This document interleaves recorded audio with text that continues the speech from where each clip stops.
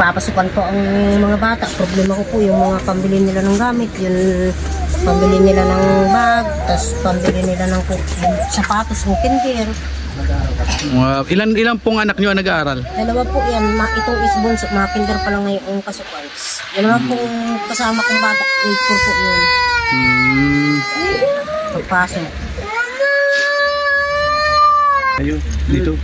Matagal na po. Kung sakali pong paalisin kayo dito, saan po ang... Yun pa nga po ay, yung pang iisip namin kung saan kami malipat. Kasi halos malapit na rin po itong bungkalinan na po. Ayun po. Mauubos na eh. Palalim na ito ay.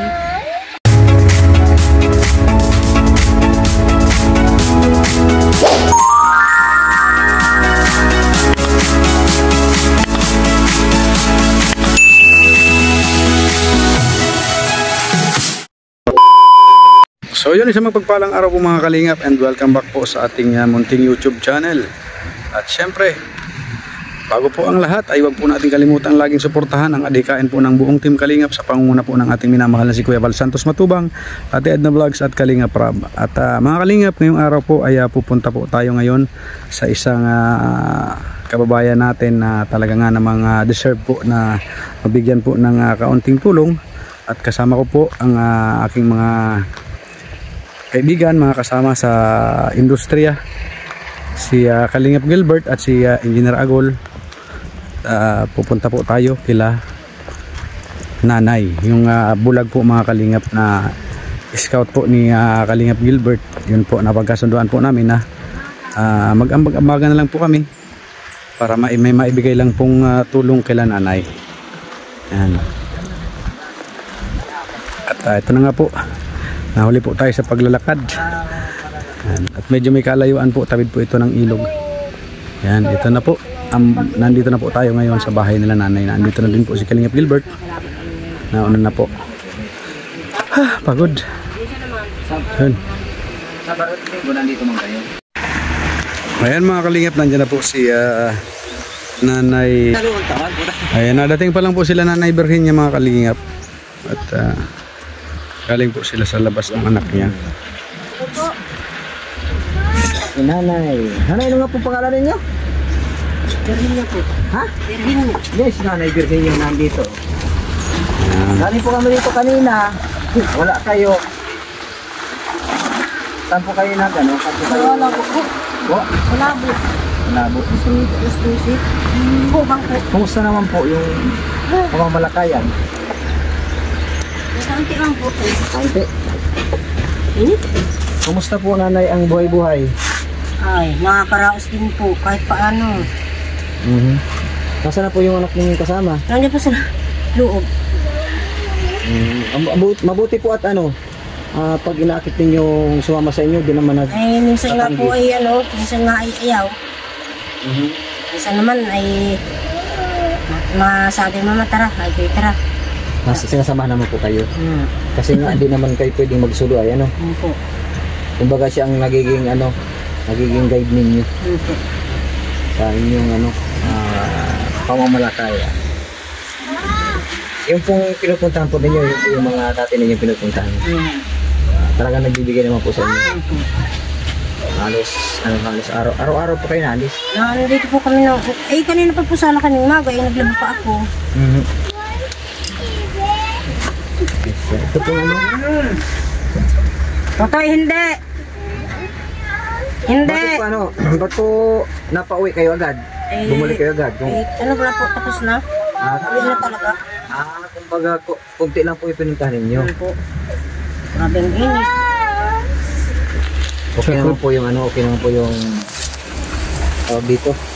Okay naman po yung nakuha ninyo. 200 pesos lang po. Grabe, sakripisyong masyado si Nanay, Oo, talagang kung hindi naman magaganyan, sino naman ang magbibigay sa kanila? Kaya nga. Sino naman ang aasahan nila? Kaya kahit si Nanay ganyan yung kalagayan niya, nagpupusige siya. Alang-alang sa mga anak, po? Siyempre yung asawa po ninyo, ano pong trabaho? Ay, wala po. Aburo-buro sa buhay niya.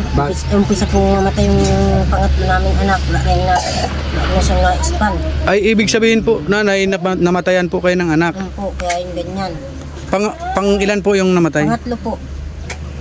Pangatlo. Ibig sabihin, ilang taon po yung panganay nyo? Ano na po, 26. Yung pangatlo po ay 18 anyos yun nung mamatay. 5 taon na pong wala. Kaya naman, sabi niyan, habang patagal ng patagal daw siya ay palungkot ng palungkot. Parang ayaw na ba ganyang mabuhay. Kaso may mga anak pa. Kaya po yan na inuunawa ko na lang siya sa ganyang ano niya. Ay mga beses na. Mabait naman po si tatay. Mabait po yan. Sa bait, mabait yan. Halos Hindi naman po nangangagat. hindi naman po. Hindi nga namamalo. Hindi nga naman. Mabait talaga. Mabait talaga. Hanggang sasabi na lang sa mga bata. Sino po yung nagtatawag mo? Bunso ko po yan. Bali, ilan po ang anak ninyo, Nay? 6 po yan. 6. Po, yung dalawa po na babae, may asawa na.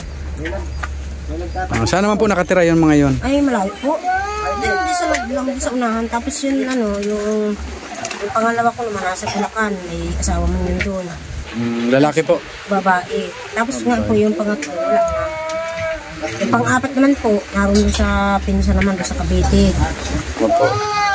Kinuha naman ng pinsan at wala man daw siyang kasama-sama. Ano po yan ang bulag ka? Inborn na po yan? Ay, 3 taon daw po ako nang mabulag. Bata ka pa. Itiklas daw po. Bagamat malungkot po ang buhay, talagang pilit mabuhay. Wala na pong magagawa. So, ibig sabihin po, nanay, talagang nasanay ka na po lang talaga sa ganyan. Ano po? Ay, sabi ko nga po, lalo mga iba. Sabi ko naman po, kung ako naman ay may mata, di naman ako magtsatsagat sa dito. Opo. Marami naman pwedeng pasok ang trabaho. Oo, at ngayon nga po ay may kapansanan kayo ay nagagawa niyong magtrabaho. Parto dito! May kausap ba nga ako? Magpapasukan po ang mga bata. Problema ko po yung mga pambili nila ng gamit, yung pambili nila ng bag, tapos pambili nila ng sapatos ng kinder. Ilan pong anak niyo ang nag-aaral? 2 po yan, itong isbon, mga kinder pa lang ngayon ang kasukan. Yung mga pong kasama kong bata, grade 4 po yun. Pagpasok. Kayo, dito. Matagal na po. Kung sakali pong paalisin kayo dito, saan po ang... Yung pa nga po ay, yung pang iisip namin, gusto kami malipat. Kasi halos malapit na rin po itong bungkalin na po. Ano po, Mauubos na eh. palalim na ito ay. Wala po kayong... Hindi po kayo bibigyan dito ng kitirikan niyo. Sabi, dito daw po sa may unahan, sa may kalamansi, dito dyan sa likod ng bahay namin. Ay yung ano po niyan, dito baga po sa unahan din, pangin din yan. O, delikado po sa bata yan, mga ganyan. Sabi po, mga pati. Oo. Dito na! Delikado pag nagtag-ulan ay baka Huwag ka magrasay mag-iyak ba? din yan. May tao. Iyak ng iyak. Saka sa akin. Ang grabe si nanay, mapagmahal din sa anak. Yan, ulat nag-iyak. May TV pong maliit-liit. Yung yan ang libangan yan. Umaga pa lang yan. Diyan ay naka sa TV. Pinatay Sa yata. bawang dura, baksa ka, patong-patong siya. Kaya pa, sabi ko nga, may gitdigin na gambilat. Kaya lang naman, isus, gabi na, nasa TV pa. Ayan po yung magkikinder. Ano po, 5 taon. Kailangan yung gamit na ngayon. Ano po, Nay? Ang kinder. Damit. Kailan po nag-aaral mo, anak? 2 lang na lang po. Yung isa po ay yung ang magpapaaral daw dun ay yung pinsan niya sa Cavite. Grade 7. Ano nga pangalan mo ulit po, Nay? Berin niya po. Berhing. Ilan taong ka nun? 45.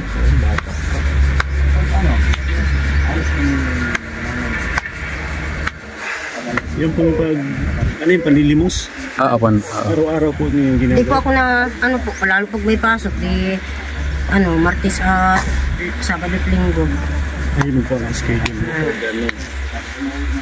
Kasi may estudyante. At paano po pag nag-aaral na po itong anak niyo? Sino pa ang mga kasama niyo? Ako po, bantay ako sa school. Itong kinder. At ito namang grade 4, inihatid yan ng papa niya. O tapos pag halimbawa po na nagpapasok na po sila, wala ka na pong magiging alalay niyan pag Ay ano po, papalimos. ma-absent lang po isang araw, Martes. Tapos, ang sunod na namin yung Sabado at Linggo. Grabe mga kalingap. sacrifice ni nanay. Kailangan po talaga at talagang kailangan magtiis, magtiyaga habang nabubuhay pa. Siyempre, may mga bata. Pero saludo po ako sa inyo, Nay, at ganyan po ang kalagayan nyo ay talagang pursigido kayo sa buhay.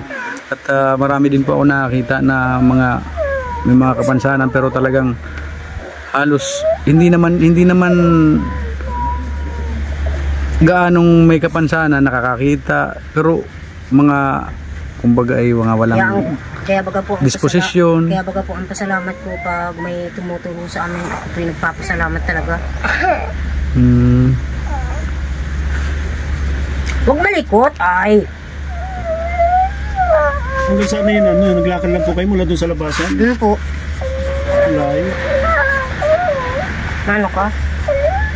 Kaya baga namumura si nanay. Grabe yung init na. Motor nga natin. Kaya nga, nakamotor nga tayo, grabing nalalayuan na tayo. Ay sila pa kaya naglakad lang. Eh, sakripisyo po yung mga bata dyan. Lakad pag maulan, ay di problemang tawidan nila. Buti nga may tuloy na yung sapa dyan.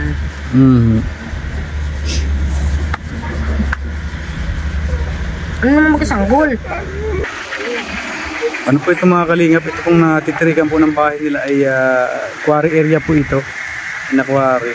Kaya anytime po pag umabot na yan dito sa natitirikan ng bahay nila, ganun na po, tatanggalin na po itong bahay at wala na sila, kumbaga ay wala na silang ibang lilipatan.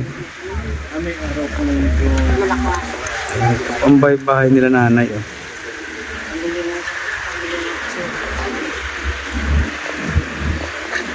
Dito po sila nakatirik ng kanilang bahay. Kaso pag inabot na po ng quarry, pagbubungkal ng lupa, ay ano na po, tatanggalin na din po ito. Pilit na po silang aalis dito. Yun na nga po ang iniisip daw ni nanay, yung paglilipatan nila, kung saan na sila lilipat. Kakawa po mga kalingap, may kapansanan pa naman si nanay, isa pong bulag. Ang trabaho po ni nanay ay nanlilimos po. At yung asawa niya naman po ay may depression naman dahil sa pagkamatay po ng pangatlong anak. Kaya sobra po nakakaawa po talaga ang kalagayan. Ito na ang namin. Kumpisa pa sa panganay. Totoy, may kausap baga. Nakapag na kayo, yung graduate na po kayo. Elementary lang po, yung dalawa. Yung mga pangatlo, yun, hindi na naman po eskwela. Ha? Mali yata ang napindot mo. Hindi, yung ito talagang remote pangaan doon. Alin Yung may battery. yung pambuhay ng TV? Eh, di ko alam kung nasaan. Nandito sa ako, di napindot, di namin ako. Ay, di yata. Ano ka dito, hoy? Awan!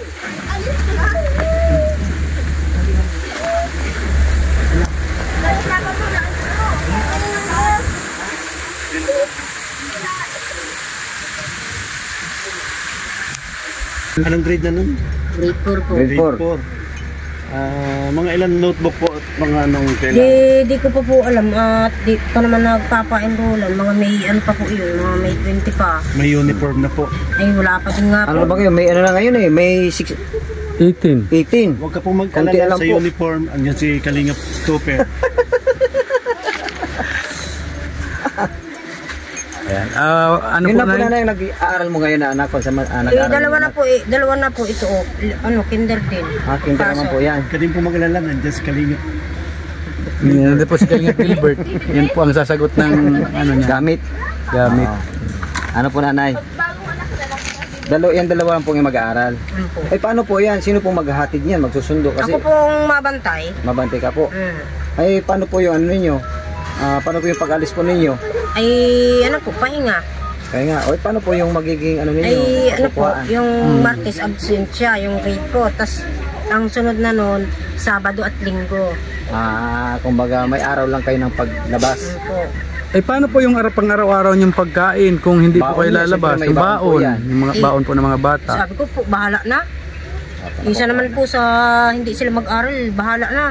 Sabi ko, may baon sila sa wala, dapat pumasok sila. Yan po ang determinasyon ng isang ina. Makapag-aral lang po ang kanilang Kahit ganito yung sitwasyon, Kahit ganito ganito po ang yung kalagayan. ang ano talaga ni nanay makapag-aral, kahit paano makapasok sa Makapag-aral sila. eskwelahan, makapag-aral yung anak. Kasi mahirap naman po yung walang pinag-aralan Ay, talaga. talaga naman po. Yung nga pong mga nakatarapos na college, halos wala pang trabaho. Yun pa kaya hindi ka makapagtapos ng pag-aaral. Saka lahat na po ngayon ay fill-upan. Kailangan kahit paano po meron silang knowledge, meron silang Makapag-aral kaalaman. Pagbasa, pagsulat, at saka sa arithmetic, Kwenta. pagkwenta. Kaya matuto lang ng magbasa, magkwenta, ayos na po hindi na maluluko ng kahit sino. Kumbaga, yan nga ang sinasabi na ang edukasyon ay hindi mananakaw ng ninuman. Yan. Kaya yun ang pinupursige ni nanay para sa kanyang mga anak. Makatapos yung mga anak. Ano po ang tawag dito? Ano nga yung yung ano pong pangarap ng anak ninyo? Ay sa ngayon po, yung pangarap nila, hindi pa sa ngayon yun. Kasi nasa elementary pa lang po sila. Malalaman po natin yan pag nag-high school na, nagka-college na. Kasi sabi po ng isa ng anak, tinanong ko gusto daw talaga niya doktor. O paano po yun? Nasa kanya po yun. Mahilig, ang paborito daw yung subject, science. Pwede talaga magdoktor. Watak, criminology. Lalaki. Kung sabi nga po, kung ano baga po ang plano ng Diyos, ay magaganap po. Para sa kanila naman yun. Tama. Mabuti naman po, sabi nga, may buti tayo at matatanda na. Kumbaga, maiksi lang ang buhay ng tao. Sila ang magsikap, sila ang bata pa.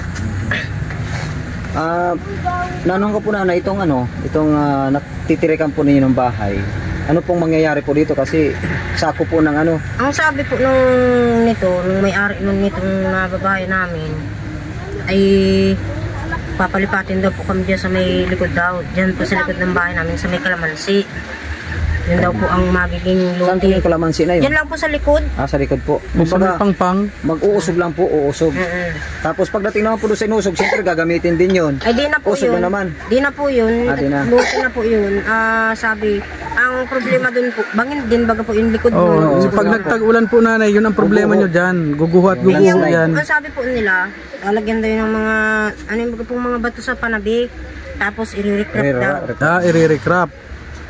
Kung mas maigi po, kung ma-recrap talaga. Kumbaga, for security po ng bahay ninyo. At dito po sa lugar na ito, ang mga plano ng may-ari nito, tapos nila itong quarry, gagawin daw po itong resort. Resort. Malinis ang tubig dito ay. Gandang tubig dito.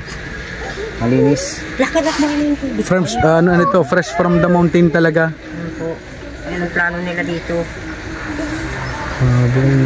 Kasi tatay. Si asawa ng nanay. Ayan, mahihirapan si nanay pag nagpasok ka na. Sabi nga po pag may tiyaga, may nilaga. Sabi baga po, ganito naman yun. Pag sabi baga po, ang tao sinusubok kung hanggang saan, kung sino makatiis hanggang wakas, ay pinagpapala. Yun, tama po kayo nanay. Grabe talaga Yan, napaka po ng determinasyon ng nanay para sa kanyang mga anak, para sa kanyang pamilya. Ay yan po ang hamon ng buhay. Ay una-una, sa una-una po, nawalan ako ng paningin. Dahil siguro, kagustuhan na naman ng Diyos yun. Opo. Tapos, yung kalakasan, sa Diyos pa rin ang gagaling. Kaya sabi ko, ang pagsubok ng Diyos ay talagang sinusubok. Pero di naman binibigyan ng pagsubok ang taong hanggang kung di naman kaya. Tama.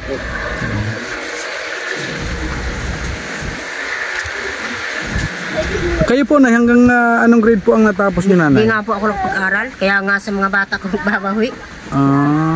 Pero pag nagsalita si nanay, parang dinumero din, parang nakapag-aral din siya, pero true to life story, hindi po daw mga kalingap talaga nakapag-aral si nanay. Kahit po, elementary? Hindi po ako nakapag-aral, 3 taon lang po ako nung mabulat daw po ako. Ang pinakamaganda Pero ng po mga may kalingap. pinatingnan po yun sa doktor. Ay, sabi po ng doktor, di na daw po ito makakakita. Gawa ng yun daw baga pong yung nana daw po kumapit na dun sa katiman ng mata. Di na siya pwedeng operahin mo. At pag inopera daw po ito, ay di wala na din. Magastos pa po kayo. Kaya sabi, kung mayroon daw madonate ng mata, ay saka lang ito makakita. Baka sakaling makakita pa kasi buhay naman yung mga ano niya, connection pa papunta sa mata. Kaya talagang kumbaga papalitan ang mata Siya po. Kung may mag-sponsor. kung may mag-sponsor. Kaya lang anong Bilyon taon ang na, halaga nun. 40 plus na si nanay hanggang ngayon parang wala. Oo. Saka sa totoo lang kinasanayan na ni nanay ay. Kumbaga pero sa totoo lang bilib nga ako dito kay nanay dahil sa kalagayan niyang yan nakukuha niya maghanap buhay. Pursigido talaga siya para sa kanyang mga anak. Ayan, para makapag-aral lang. Kasi Kaya, yung naranasan niya, ayaw niyang paranas Yes. sa mga anak. Eh, siya nga po talaga. At kung ako ay nahihirapan, sila pa kaya. Opo. Mahirap po nanay nga no? Mahirap yung walang sariling tirahan ano? Ay talaga po. Kung saan ka itaboy, doon ka na lang. Wala ka man magawat, di mo nga sarili. Katulad, Tirik lang. ikatulad po ng baha yan. Kung saan yung pag nag-apo ang tubig, inanod ang mga nakalutang sa tubig, kung saan Doon ang sila, punta. doon. Kung saan ano din, doon. Doon. Parang ganun po mo hinahalin tulad yung buhay ninyo. Salamat kung ang buhay po namin, salamat kung may may mabigyan ng tulong. Salamat din kung wala. Talagang ang buhay sa mundo ay gayon lang ay. Hindi ka po nawawalan ng pag-asa talaga. Di po. Habang buhay, may pag-asa. Ano po. pag-asa. Uy. Ang kamili. Parle. Ayan, nasaan na si tatay? Masabi. Na ano nga at may depression ngayon si tatay at nung mamatay nga daw yung pangatlong anak ay parang nawala na din yung pag-asa sa buhay. Yun nga, buti ito si nanay at kumbaga ay malakas ang determinasyon nito. Ay ano po, Kumbaga ay ang sa akin naman po doon, ang mahalaga alam ko kung nasaan na. Hindi na yan. ako mag-iisip ng, ay nasaan na daw kay Anyas Tuti at di na nauwi. Eh ganito ba yung ganyan. Ay kaya ako po, panatag na ako. Sabi nga, nagpapasalamat na ako sa Diyos at nakasama ko ng 18 hanggang 18 taon. Po. Ay sabi, Diyos naman ang bigay ng buhay, Diyos din ang babawi niya. Ang lahat ng Kumbaga bagay, ay hiram natin, ang buhay natin hiram natin sa po, kanya. ang lahat ng bagay, pahiram lang naman dito sa mundo. Opo, tama yan. Kaya ako, sabi ko, alam ko na kung nasaan. Marami nagsasabi, baliwala lang daw sa akin ang pagkawala. Sabi ko, hindi, mas masakit sa akin. Siyempre, ako silang doon. Ako pa Opo. ako ang para... Ikaw ang nagpakahirap. Tapos mawawala lang, ano? Po, kaya lang ako, ang kaibahan lang, nakakilala ako sa Diyos na mapagtanggap sa lahat ng bagay. Kasi siyang mayari ng ating buhay. Ano po? Ay, kinuha na. Alam mo naman. Kaibigan. Kami magbibiyahe pa. Oh, so yun po nanay, halimbawa po ngayong magpapasukan po, ano po ang inyong magiging kahilingan po na para po sa inyong mga anak na magpapasok po, papasok sa eskwelahan?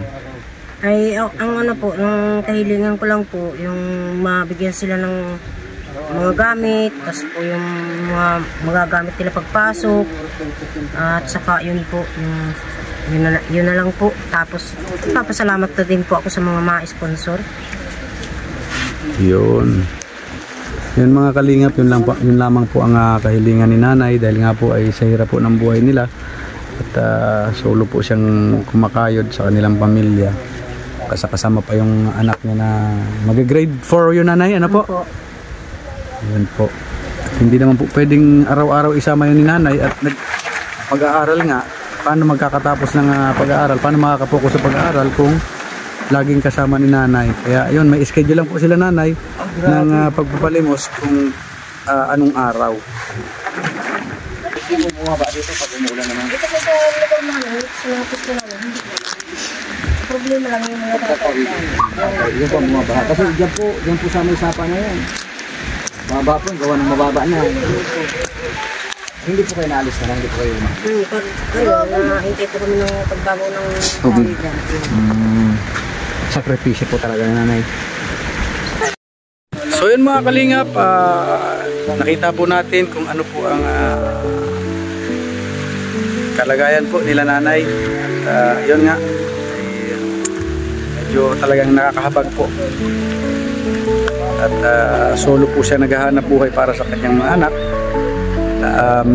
Ngayong magpapasukan pa po ay papasok yung kanyang dalawang anak, kaya schedule lang po sila ng pagpapalimos. At yung anak niya naman po, hindi naman po pwedeng araw-araw papasok sasama sa kanya sa panlilimos. At mag-aaral nga po mga kalingap. At yun po ay grabe po ang determinasyon ni nanay. Talagang bilib po ako kay nanay. Kaya sa mga makakapanood po sa vlog na ito mga kalingap, may mga mabubuting kalooban, ay hindi naman po sa sinasabi kong magbigay po kayo, yung kusa lang po sa inyong kalooban. At para sa akin po, siguro makakapagbigay po ako kay nanay pag sahod ko po ng YouTube. Yun lang po ang pinakaano ko, kasi binigay ko lang po dito kay kila nanay ngayon is yung kita ko lang po yun sa barbershop mga kalingap. Kasama ko nga po sila Engineer Agol saka si Kalingap Gilbert, kami pong tatlo. Sabi nga namin po ay kahit mag-ambag-ambagan lang tayo para matulungan lang natin si nanay. Ayun lamang po mga kalingap. At syempre wag po natin kalimutan laging suportahan ang adikain po ng buong Team Kalingap sa pangunguna po ni Kuya Val Santos Matubang at Edna Vlogs at Kalingap Rap. At syempre pasupport na din po ng aming mga channel, kay channel ni Engineer Agol at kay Kalingap Gilbert. At syempre po sa inyong lingkod po, Kalingap Topher. Yan. Maraming salamat po, and God bless po sa ating lahat.